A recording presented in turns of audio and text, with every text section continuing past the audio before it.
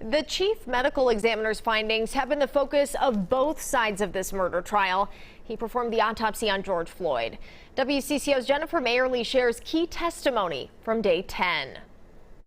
We applied the term homicide when the actions of other people were involved in an individual's death. Dr. Andrew Baker shared his findings and said Floyd had an enlarged heart and a narrowing of the arteries to it. He had very severe underlying heart disease. Jurors and those in the courtroom were given handouts of autopsy pictures. The parties agreed to not broadcast the images. Baker's autopsy report lists law enforcement restraint and neck compression as the immediate cause of death. The law enforcement subdual restraint and the neck compression was just more than Mr. Floyd could take by virtue of those heart conditions. Baker listed other contributing factors: heart disease, fentanyl intoxication, and recent methamphetamine use.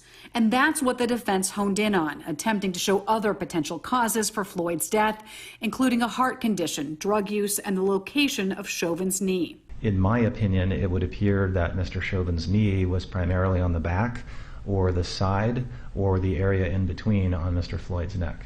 The state came back to remind the jury of Baker's findings. And in terms of manner of death, you found then, and do you stand by today, that the manner of death for Mr. Floyd was, as you would call it, homicide?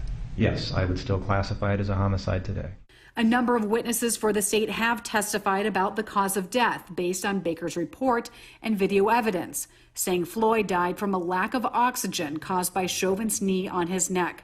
A pathologist who helped train Baker on the stand before him. There's no evidence to suggest he would have died that night, except for the interactions with law enforcement. In Minneapolis, Jennifer Mayerle, WCCO 4 News. This is also the first day Chauvin had someone in court for him. The Floyd family has had a representative most days. A medical doctor is expected to take the stand first thing Monday morning.